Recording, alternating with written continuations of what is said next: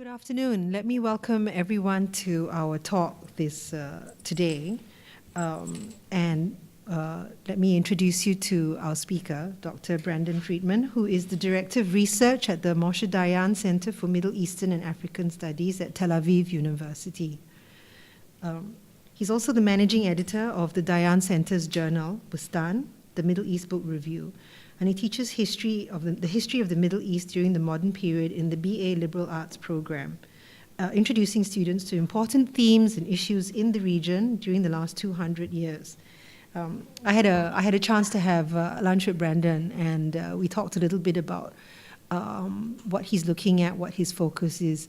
Today's talk will look at some of the history, but ask your questions later on about the contemporary if you want, because a lot of his scholarly research currently looks at the political history of the states of the Persian Gulf and the Arabian Peninsula, and he has a particular focus on Iran, Saudi Arabia, and the United Arab Emirates.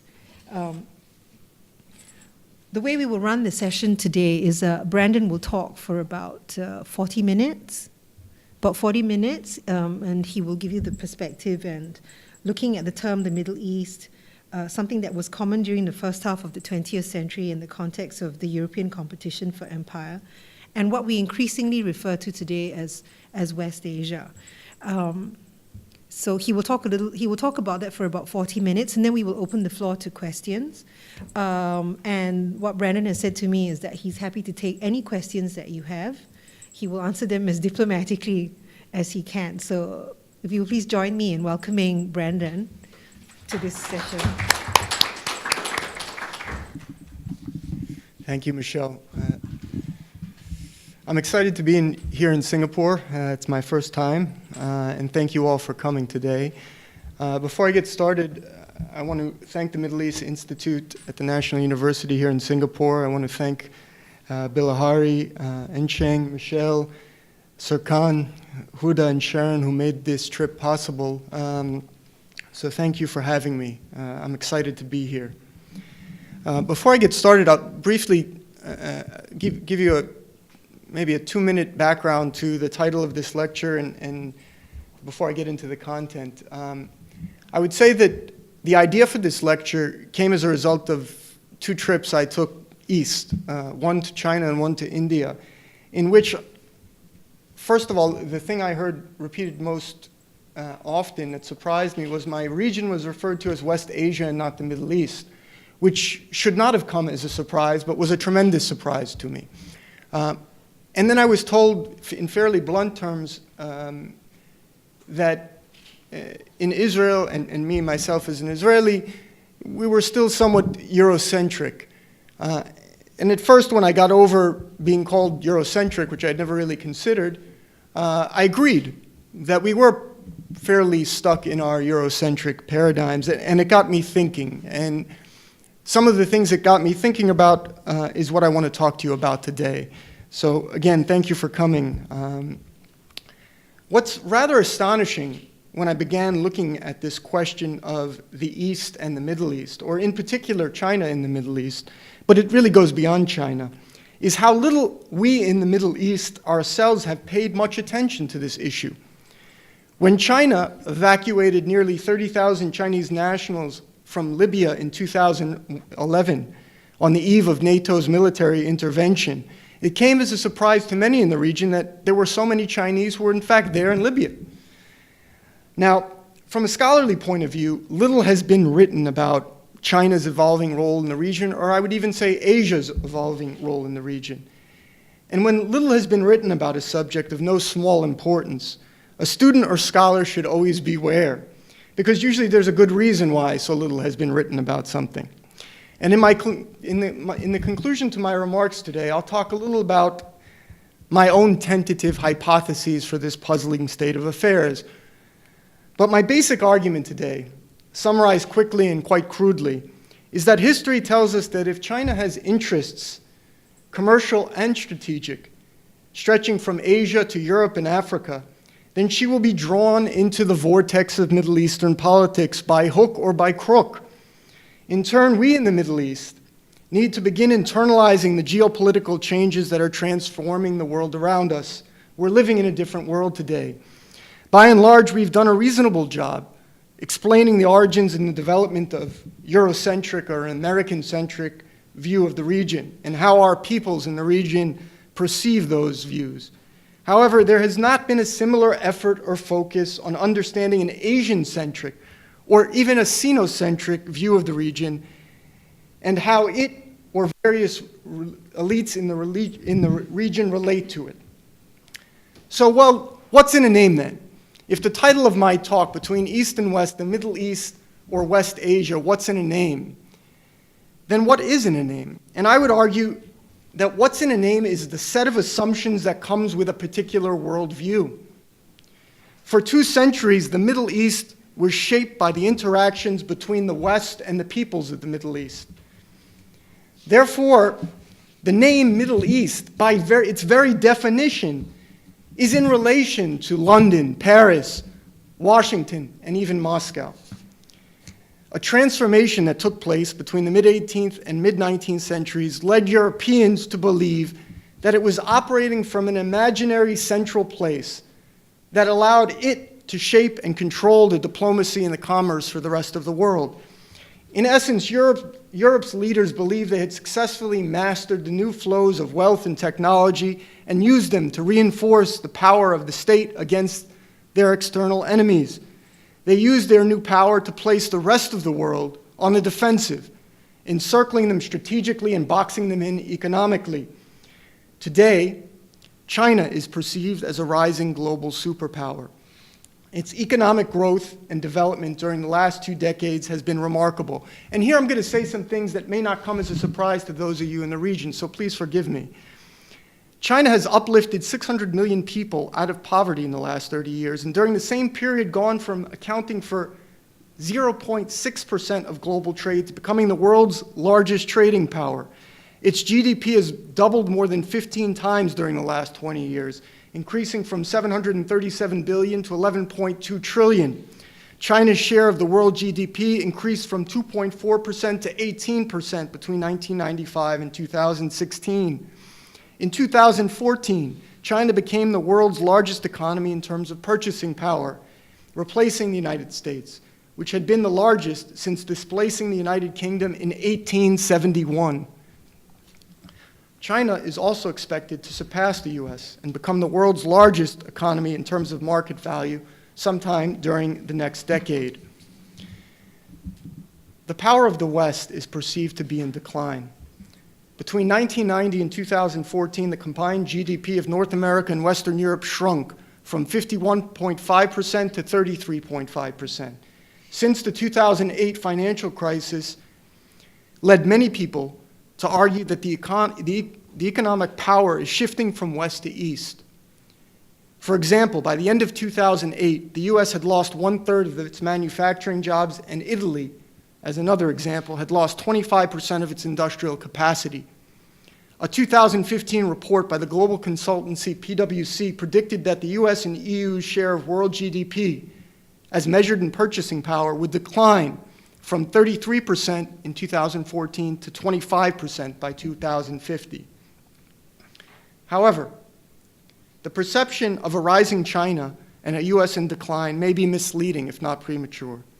China's per capita GDP still lags far behind the US, and the US's standard of living is still exponentially higher. Furthermore, the economies of individual American states, states like California and Texas, remain larger than most of the advanced countries in both the West and the East. The US remains one of the global leaders in technology and innovation, and after more than 3 decades of being energy dependent, the US has once again transformed itself into the world's largest combined oil and natural gas producer. This as a result of the fracking and shale revolutions during the last decade. However, it may be fair to say that the US is currently experiencing a crisis of political identity, and its approach to projecting military power abroad, in particular, has changed. Rather than a rise and decline paradigm, perhaps it makes sense to think of the international community as reacting to the growth of China's relative weight perceived in terms of its the size of its population, its economic growth, its military spending, its consumer consumption, and its foreign investment. China's rise has led to its ever-expanding overseas economic presence as part of a grand strategy of marching westward. China is seeking to direct its potential towards the developing world, and in particular the global south, serving as a bridge between the developed and developing worlds. This approach has manifested itself in China's massive infrastructure development plans to link China to Europe and Africa via the Belt and Road Initiative. The rapid development of those plans are increasing the pace and density of its interactions in the Middle East, which is really the focus for me. China's increasing involvement in the Middle East has been driven by its four core interests in the region. First, the Middle East is critical for China's energy security. The Persian Gulf and Arabian Peninsula states provide China with 52% of its total oil imports, the Saudis accounting for 20% of that figure alone. China imports approximately 65% of its oil, and by 2030 it is expected to import nearly 70%. Second, the Middle East is a large export market for Chinese goods. The GCC states are China's fifth largest export market at $60 billion in 2013. Third, China sees the Middle East as a profitable market for infrastructure development. For example, China's firms have invested more than $3 billion to build a modern port and industrial zone in Duqm on the Omani coast. And that's just the tip of the iceberg. More broadly, China wants to build transportation links, ports, and high-speed railways needed to promote and safeguard its global trade to Africa and Europe. A massive amount of Chinese trade already passes through the Middle East. 60% of China's exports to Europe pass through the Suez Canal. And finally, fourth, the Middle East is important to China for its influence on China's Muslims, and in particular for the region's potential to internationalize the struggle of the Uyghurs and Xinjiang's separatist movement. Therefore, in addition to economic growth, China is also beginning to expand its potential or its real-time political and military influence in the Middle East, simultaneously leveraging and safeguarding its economic interests. In 2016, China began to provide more active political support to Bashar al-Assad's regime, fearing the growing presence of radical Chinese Uyghur separatists fighting alongside the Islamic State and other jihadi opposition groups in Syria. In 2017, China opened its first overseas military base in Djibouti in Africa, which lies along the Red Sea coast, a major shipping route for China. China has been discussing with Saudi Arabia, or there have been discussions regarding China directly purchasing the 5% stake in Aramco that the kingdom is currently marketing and trying to privatize as the cornerstone of its Vision 2030 modernization program. In the summer of 2017, China and Iran held joint naval exercises in the eastern portion of the Strait of Hormuz and the Sea of Oman. Therefore, it would appear that China is in the early stages of trying to translate its sources of power into extensive and enduring influence in the Middle East, or West Asia as we call it here. As China's presence in the Middle East grows, it would be reasonable for states and elites in the region to adjust to China's increasing encounters in the region, including its expanding economic, military, and political power, and perhaps to reevaluate the nature of the international order today. In every historical period, the most powerful political actors shaped the international order. They established the norms and rules of international behavior. They shaped the rules and the nature of economic relationships. They can even have influence in the realm of ideas and beliefs, and I want to emphasize that. I've talked a lot about the changes as a result of material conditions, but the changes to ideas and beliefs are no less important. And if history shows us anything in the Middle East, it's that ideas and beliefs matter a great deal. The cultural impact of the East's increasing presence in our region is no less important than the material impact, including the way people worship their gods and the form of government they consider legitimate. There was a Chinese order for centuries, as well as an Egyptian order, a Persian order, a Greek order, a Roman order, an Islamic order, a Mughal order, an Ottoman order, and many others. During the 19th and 20th centuries, the European imperial powers, and later the US and Soviet superpowers, interacted with elites in the region, driving the processes of change and transformation in the Middle East. In recent years, China's economic success had made the Asian model an attractive alternative to the neoliberal model of development that has been championed by the West for a century. Power and success inspire others. More than 100 years ago, it was Japan that inspired Middle Eastern elites to look eastward. At the turn of the 20th century, Japan's surprising defeat of Imperial Russia in the 1904-1905 Russo-Japanese War led some in the Ottoman Empire and Qajar Iran to view Japan as an alternative to the European imperialist model of modernization. Similarly, in the 1920s and 30s, when the democratic capitalist countries appeared weak in comparison to emergent fascist movements in Europe, the German model of nationalism and National Socialism in particular were attractive models for some Middle Eastern elites. They were disenchanted with liberalism and middle-class modernity. They regarded liberalism during this period as impotent and fragile. I remind you, it was in the wake of the great financial crisis of 1929, and they saw Western-style modernity as frail and inauthentic. In the 21st century, China's model of economic growth and its burgeoning military power has led some to believe that a China model is a superior model to liberal democratic capitalism. If China and others in the East are indeed marching westward, then perhaps the name Middle East is no longer appropriate. After all, Middle East or Near East was a name that was applied by the governing elites of Europe and later the United States for the purpose of distinguishing it from the Far East. If time and space in the Middle East have been historically defined by outsiders, how will Eastern notions of time and space influence the Middle East? What kind of processes of change, if any, will the intensifying encounters with the East prompt? It's hard to say for sure. I'm a historian by training. The future is difficult to know. But today there are two important features that characterize the interactions between China and the Middle East.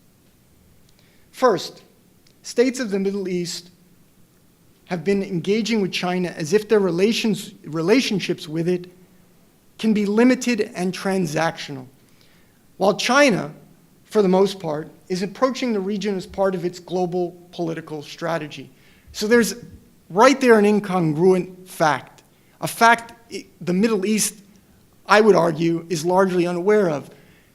Even in Israel, for example, we tend to view relationship with China on an issue-to-issue basis, failing to see that China has a vision for the region that transcends those issues and links them. Students of the region have seen this before. Abbas Amanat, a prominent historian of Iran, writing about Iran at the turn of the 19th century, noted that it took nearly 2 decades, from 1800 to 1820, before the Qajar rulers of Iran fully absorbed the complexity of European colonialism and what it meant for Iran. In other words, it does not yet appear that the Middle East's ruling elites are fully grappling with the meaning, scope, scale, and speed of China's engagement in the region. Therefore, while the commercial opportunities of China's win-win engagement have been praised and lauded, the risks and liabilities have yet to be fully addressed.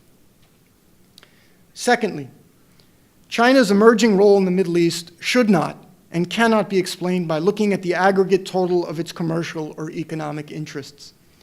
The slogan that China wants to make trade, not war, is a rather simplistic one when viewed through the lens of Middle Eastern history. Setting aside the nature of China's political strategy, which appears to be as much political as commercial, the history of the Middle East is a catalog of unintended consequences that resulted from foreign powers pursuing their global commercial and strategic interests. It is important to remember that the Middle East has been dominated by empire. This is a normal state of affairs. I want to emphasize that point. The way the Middle East is taught today throughout many institutions of higher learning across the world tends to categorize empire as synonymous with evil.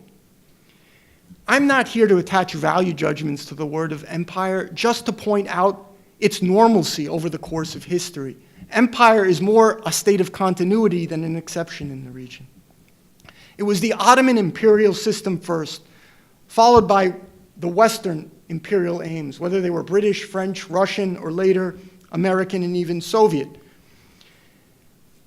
that tended to lead and dictate the sense of transformation in the region. Now, I'm not saying this was a challenge and response process. In a minute, I'll explain. In each case, the imperial power had its eyes fixed on greater aims than the Middle East. And yet, in each case, the Middle East drew an ever-increasing amount of resources and attention from the imperial power. My core assumption today is that China's interests are global, and therefore its Belt and Road Initiative contains ambitions that represent the seeds of empire, whether intentional or unintentional. In many respects, China is not reinventing the wheel with its expansion. Its plan to march west bears a striking similarity to the West's expansion eastward in the 18th and 19th centuries. A central insight of the British historian John Darwin was that it was geopolitical strength that shaped the production of knowledge and the enhancement of trade that accounted for Europe's Eurasian dominance during the late 18th century. Darwin also points out that Europe's sudden global preeminence in the early 19th century predated the Industrial Revolution and new technologies that emerged later. In other words, rather than Europe's commercial success or scientific prestige, the colossal enlargement of Europe's influence was due to geopolitical strength and a series of forced entries or forcible overthrows. The second key insight in understanding what may be happening in the region draws on an important article by an Israeli scholar named Dror Zevi in his article Back to Napoleon, in which he persuasively argues that the Middle East's encounter with the West catalyzed the principal processes of change during the last 200 years. It was no one-way street. Both the region and the West were pulled in unanticipated directions as a result of the encounter.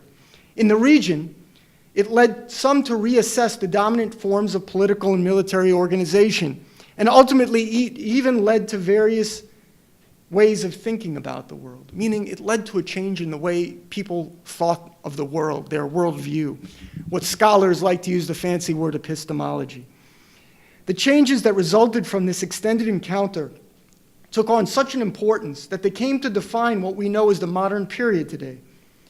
This increased volume, intensity, and scale of China's engagement with the region suggests there will be important indirect consequences between the encounter of the East and the peoples and states of the Middle East. The discussion of a China model as an alternative path to development and governance is just one nascent example of this. Both of these effects, whether it's empire or what I would call the unintended consequences of cultural interactions, both of these effects can be seen at work in the case of Egypt, both past and present. In the mid-19th century, Egypt's imperial overlord was the Ottoman Sultan. Egypt's rulers, the heir to Muhammad Ali or Mehmed Ali's proto-state at the beginning of the 19th century, realized that their best chance to gain dynastic equality and sovereign independence from the Ottoman Empire was to increase Egypt's agrarian wealth. The European demand for Egypt's cotton production offered it an opportunity. Egypt cleared and drained its delta marshlands below Cairo, increased arable land by 60% between 1813 and 1870. As a result, foreign investment in Egypt grew, and foreign banks moved in to serve this new landed class in Egypt. Egypt modernized rapidly, and Alexandria became Egypt's second capital. As this Mediterranean port city became the engine of its new export economy.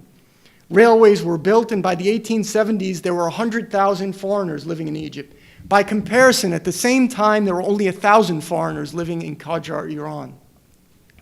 For Egypt's rulers, the Suez Canal, which opened in 1869, was to become its crowning achievement, leading to Egyptian independence from Ottoman rule. Instead, the Suez Canal became Egypt's Trojan horse that led to foreign control and British rule. Egypt took a large financial stake in the canal project, and when the price of cotton soared in the 1860s due to the American Civil War, Ismail, who was at the time the heir to Muhammad Ali, borrowed in Europe to finance Egypt's development, and Egypt's national debt reached 100 million pounds.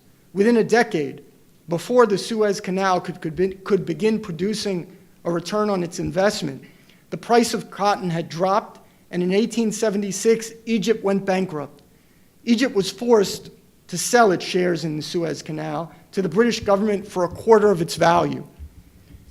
As a result, The Economist, writing in 1869, noted, "The Suez Canal had been cut by French energy and Egyptian money for British advantage."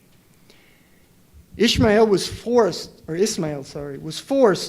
to grant the French and British dual control over Egyptian finances, which led to an attempt to downsize Egypt's army in 1881, prompting Colonel Ahmed Urabi to lead a popular uprising against foreign interference in Egypt's affairs. Ismail appointed Urabi to the government, and in June 1882, a British and French fleet arrived in Alexandria, prompting a massacre of Europeans there. In July, the British bombarded Alexandria, turning Urabi into a champion of the Egyptian people. In September 1882, a British expeditionary force of 31,000 swept into Egypt and defeated Urabi's supporters. The British placed Egypt under temporary occupation, a temporary occupation that was to last for 70 years.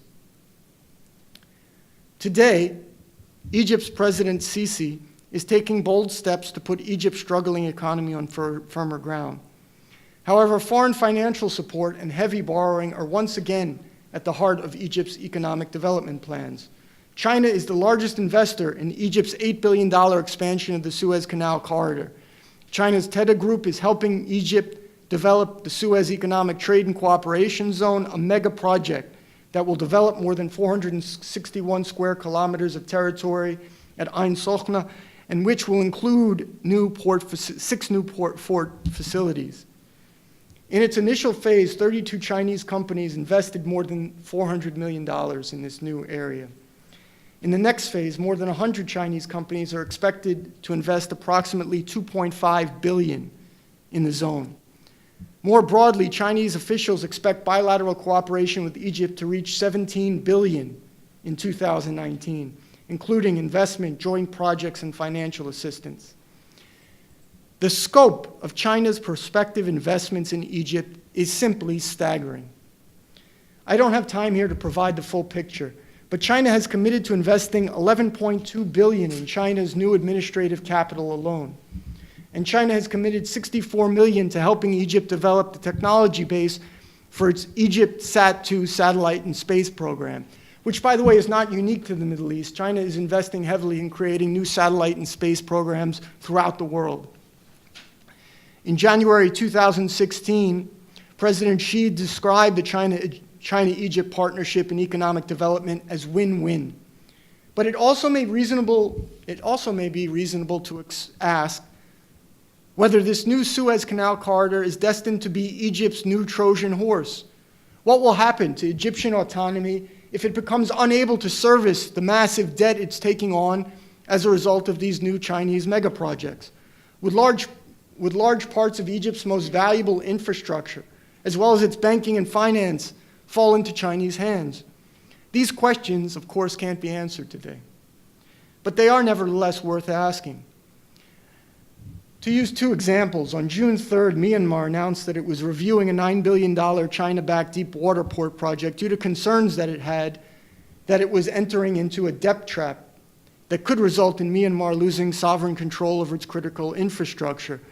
And recently, the New York Times published a long investigative story on Sri Lanka's massive infrastructure project in creating a second port, and the fact that Sri Lanka risks losing sovereign control over it.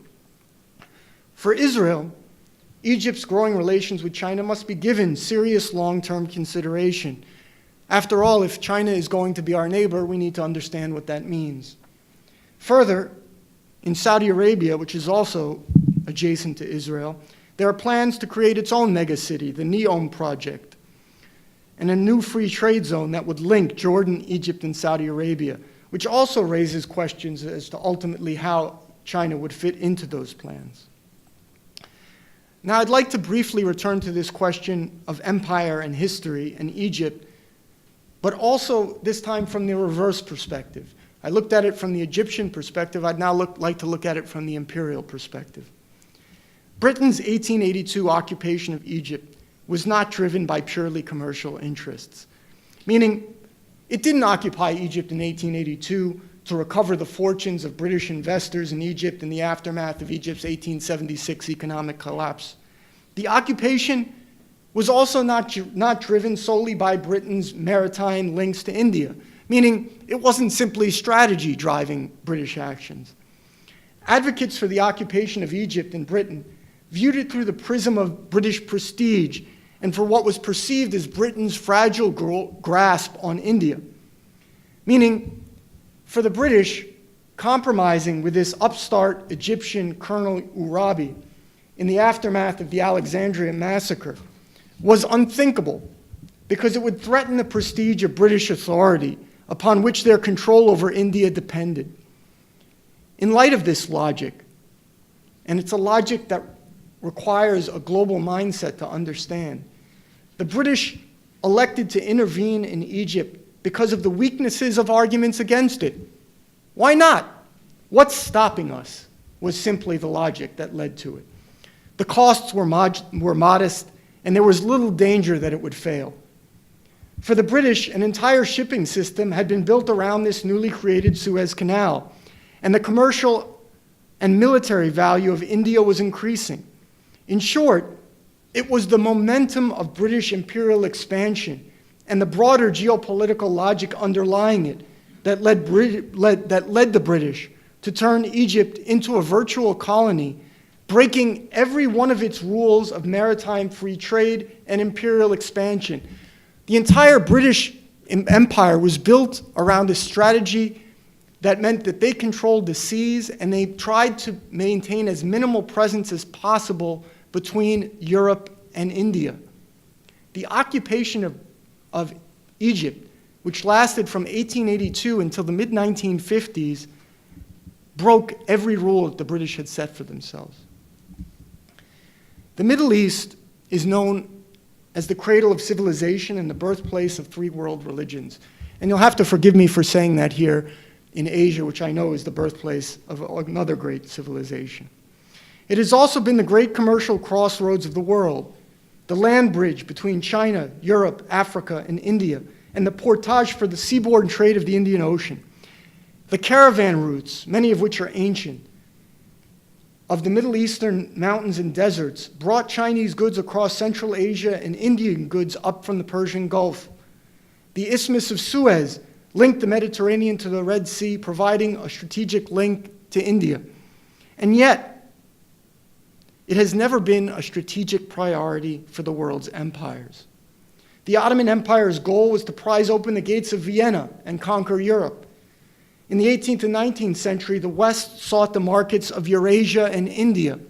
In the 20th century, the Cold War, despite being a global competition, was still overwhelmingly concerned with the security of Europe. How does this point relate to China today?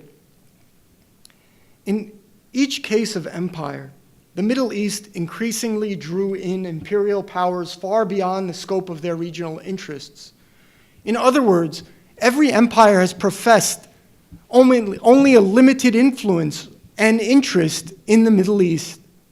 And yet every empire has ended up investing far more time, resources, and energy in the region than they ever planned.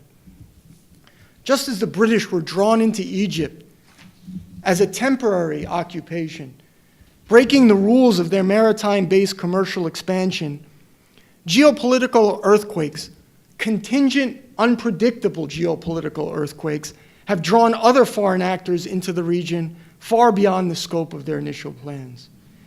That is my central point today. That is the point we need to bear in mind as we consider the future importance of an Asian-centric Middle East or West Asia. So to return to my question, why have Middle Easterners paid so little attention to China's expansion westward? Why has the image of China not kept pace with the reality in our region today. I'd like to offer for discussion and research 3 tentative hypotheses.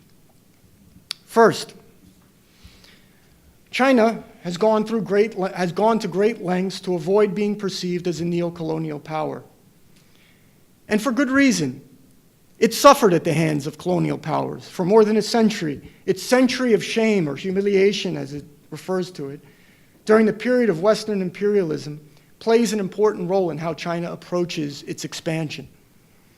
But it also appears to be driven by a recognition on China's part that power engenders resistance. And the Chinese want to minimize resistance to their global expansion. And who could blame them, after all? Second, and relatedly, China is not wearing a civilizing mission on its sleeve as it expands. And here, I would argue that this is the most compelling and interesting point that I'll raise for you today, and one worthy of future research. As China expands, it projects no explicit message of moral or spiritual improvement, and it does not have a religious message that would present a challenge to the place of Islam in the region. Unlike the expansion of the West, whether it was Christianity or Judaism, there is no religious baggage, I would say, in how China expands into the region, with perhaps the exception of China's current Muslim population today. And I'm open to discussing that issue more. Third, the Middle East today, and I would argue that this is the principal reason why the Middle East has yet to grapple with a more Asian-centric view of the region. Many of the states today in the region are too engulfed in violent conflict, underdevelopment, and political instability. Today, in today's Middle East, we don't have the luxury of thinking too far ahead. It's a fool's game anyway in the Middle East to think beyond the immediate future. The speed and contingency of change in the region is simply overwhelming. And you don't have to be a student of the last 200 years to understand that. If you look at the change the region has undergone since the 2003 uprisings across the Arab world, thinking in terms of 10, 15, 20 years is often a luxury elites in the region do not have. There are simply more pressing issues. As a result, the Asian expansion into our region is a tectonic change that's taking place that those of us in West Asia are only beginning to fully explore, and I would argue, not enough. And so my central message, or the message, maybe even as I was talking with Calvin, one of the interns here before the talk, it may even be a thought experiment. We need to begin thinking about how we frame the region in light of these huge changes that are taking place, and it's not too early to start. Thank you for your time. I'm happy to take questions or discuss pretty much anything. Thank you.